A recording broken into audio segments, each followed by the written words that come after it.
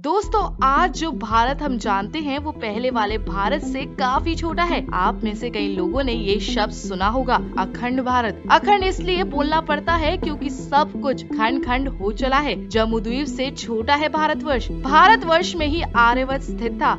आज ना ही जम्बूद्वीप है और ना ही भारतवर्ष और ना ही आर्यवर्त। आज इस वीडियो में भारत एक टुकड़े होने की कहानी है, तो बने रहे हमारे साथ वीडियो के एंड तक। अफगानिस्तान गंधार और कंबोज के कुछ हिस्सों को मिलाकर अफगानिस्तान बना। उक्त संपूर्ण क्षेत्र में हिंदू शाही और पारसी राजवंशों का शासन रहा। बाद में यहाँ बौद्ध धर्म का विस्तार हुआ और यहाँ के राजा बौद्ध हो गए। सिकंदर के आक्रमण के समय यहाँ पर फारसी और यूनानियों का शासन चला। 5वीं-7वीं सदी के बाद यहाँ पर अरब और तुर्क के मुसलमानों ने आक्रमण करना शुरू किया और 870 ई में अरब सेनापति याकूब अलीस ने अफगानिस्तान को अपने अधिकार में कर लिया। हालांकि इसके खिलाफ लड़ाई चली रही है। बाद में ये दिल्ली के मुस्लिम शासकों के कब्जे में रहा और फिर ब्रिटिश इंडिया के अंदर आ गया। 1834 में एक प्रक्रिया के तहत 26 मई 1876 को रूसी और ब्रिटिश शासकों के बीच एक गंदार संधि के रूप में एक डिसीजन हुआ और अफगानिस्तान नाम से एक बफर स्टेट यानी राजनीतिक देश को दोनों ताकतों के बीच स्थापित किया गया। इससे अफगानिस्तान यानी पठान भारतीय स्वतंत्रता संग्राम से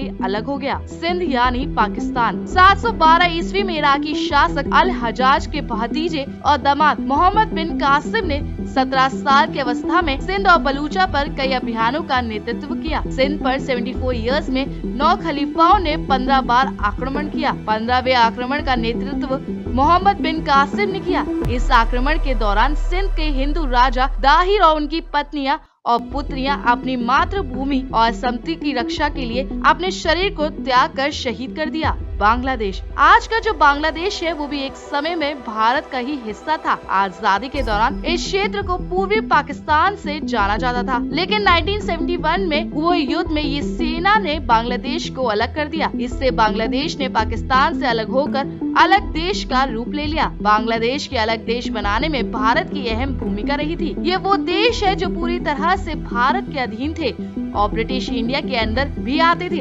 इन देशों का बंटवारा हुआ और उसके बाद ये दोनों अलग देश बने। लेकिन भारत के कई पड़ोसी देश के लिए भी कहा जाता है कि वो भारत के हिस्सा थे और ब्रिटिश सरकार ने इन क्षेत्रों के बीच बॉर्डर लाइन खींच दी थी। कई रिपोर्ट्स ऐसा दावा करती हैं कि ये देश सीधे भारत का हिस्सा नहीं थे और ये क्षेत्र भारत अधीन नहीं रहे। बर्मा पहले ब्रिटिश लोगों की नजर बर्मा थी, लेकिन प्रारंभ में ब्रिटिश और बर्मी लोगों के बीच काफी बड़ा आंदोलन हुआ और ब्रिटिश सामानों को बड़े स्तर पर बहिष्कार हुआ। कहा जाता है कि बर्मा में हो रहे बड़े स्तर को कम करने के लिए अंग्रेजों ने बर्मा को भारत से अलग कर दिया। साल 1937 में पहले अंग्रेज उस पर अधिकार जमाते थे, फिर अंग्रेजों ने उनके आंदोलन को कमजोर करने के लिए 1937 में उसे भारत से अलग देश बना दिया। नेपाल का विभाजन नेपाल देवघर के नाम से जाना जाता है और अखंड भारत का भाग था। माता सीता का जन्म मिथिला नेपाल में हुआ था। भगवान बुद्ध का जन्म नेपाल की लुम्बिनी में हुआ था। यहाँ पर 1560 पूर्व हिंदू आर्य लोगों का शासन रहा। 4वीं शताब्दी में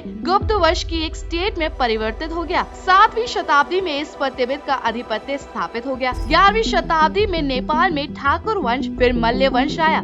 इसके बाद गोरखाओं का राज आया। जब भारत में स्वतंत्रता संग्राम चल रहा था तो अंग्रेजों ने सन 1904 में सुगौली नामक स्थान पर राजाओं के नेता से संधि कर ली और नेपाल को आजाद देश घोषित कर दिया, परंतु अप्रत्यक्ष रूप से नेपाल अंग्रेजों के अधीन रहा। सन 1923 में ब्रिटिश और नेपाल में फिर संधि हुई और नेपाल पूर्ण रूप से स्वतंत्र हो गया। सन 1946 के दशक में नेपाल में लोकतंत्र आंदोलन की शुरुआत हुई और सन 1991 में पहली बहुदलीय संसद का गठन हुआ। तिब्बत अखंड भारत में तिब्बत का नाम त्रिविष्टे था। त्रिविष्टे में ऋषिका और तुषार नामक राजा हुआ करते थे। तिब्बत में पहले हिंदू धर्म, बाद में बौद्ध धर्म का प्रचार प्रसार हुआ। आगे चलकर तिब्बत बौद्ध धर्म के लोगों का प्रमुख केंद्र बन गया। सन 1207 में शाक्य वंशियों का शासन प्रारंभ हुआ। 19वीं शताब्दी तक तिब्बत ने अपनी स्वतंत्र सत्ता को बचाए रखा। सन 1907 में ब्रिटिश इंडिया और चीन में बैठक हुई।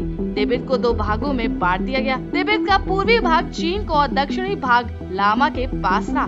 सन 1954 को पंडित नेहरू जी ने तिब्बत को चीन का भाग मानकर बड़ी भूल की थी। भूटान भूटान भौगोलिक रूप से भारत से जुड़ा हुआ है।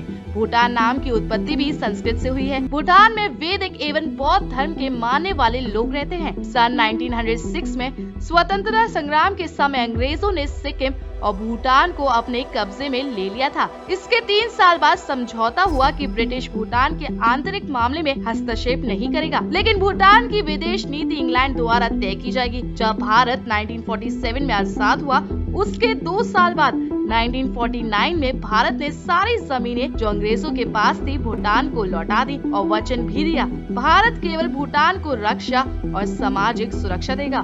बलूचिस्तान भारत की 16 स्टेट्स में से एक था।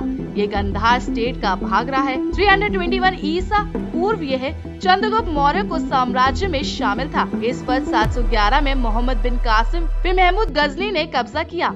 फिर अकबर के काल में मुगल साम्राज्य के अधीन आ गया। अंग्रेजों के काल में अंग्रेजों ने इस पूरे इलाके को कब्जा कर लिया। सन 1876 में रॉबर्ट स्टैंडमैन को यहाँ का ब्रिटिश एजेंट नियुक्त कर दिया गया। अंग्रेजों ने इस इलाके को 4 रियासतों में बांट दिया। कलात, मकराना, लसबेला और खारन शामिल थे। 20वीं सदी में बलूचों ने अंग्रेजों के विरुद्ध संघर्ष शुरू कर दिया। सन 1939 में मुस्लिम लीग का जन्म हुआ। दूसरी तरफ अंजुम वतन का जन्म हुआ। खान अब्दुल गफर खान के कारण अंजुम वतन कांग्रेस में विलय हो गई। 11 अगस्त 1947 को बलूचिस्तान आजाद हो गया था। जिन्ना ने 27 मार्च 1948 को कलात को अपने कब्जे में ले लिया था। पाकिस्तान ने शेष तीनों प्रांतों मकराना, लसबेला तथा खारन को जबरन अपने कब्जे में ले लिया, जिसके लिए आजाद भी बलूची अपनी लड़ाई लड़ रहा है, जिसके लिए आज भी बलूची अपनी लड़ाई लड़ रहा है। बलूचिस्तान को आजाद कराना चाहते हैं। दोस्तों, बाकी के 7 टुकड़े कैसे हुए इसकी बात हम अगले वीडियो में करेंगे। अगर आपको आज की हमारी वीडियो अच्छी लगी हो तो इसे लाइक और शेयर करना ना भूलें।